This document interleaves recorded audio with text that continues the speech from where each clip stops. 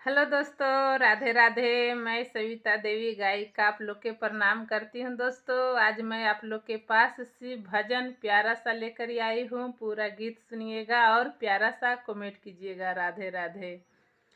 घरवा में मंदिर बनाई बहो, हमें ना जाइब भोला नगरिया। घरवा में मंदिर बनाई बहो, हमें ना जाइब देवघर नगरिया।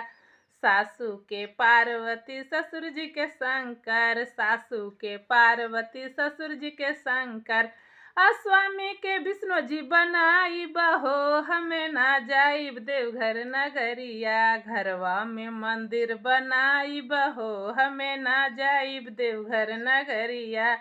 घरवा में मंदिर बनाई बहो, हमें ना जाइब देवघर नगरिया। सासू के पार्वती ससुर जी के शंकर, सासू के पार्वती ससुर जी के शंकर। स्वामी के विष्णु जी बनाई बहो, हमें ना जाइब देवघर नगरिया। घरवा में मंदिर बनाई बहो, हमें ना जाइब देवघर नगरिया।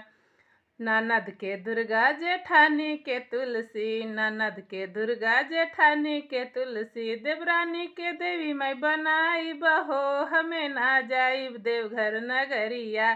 घरवा में मंदिर बनाई बहो, हमें ना जाइब देवघर नगरिया। घरवा में मंदिर बनाई बहो, हमें ना जाइब देवघर नगरिया।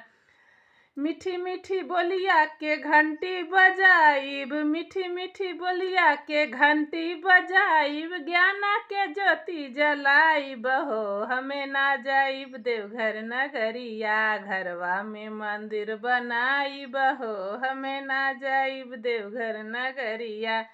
बावनों प्रकार के भोगवा बनाइब, बावनों प्रकार के भोगवा बनाइब। साधु के नित दिन खियाइब हो, हमें ना जाइब देवघर नगरिया। घरवा में मंदिर बनाइब हो, हमें ना जाइब देवघर नगरिया। घरवा में मंदिर बन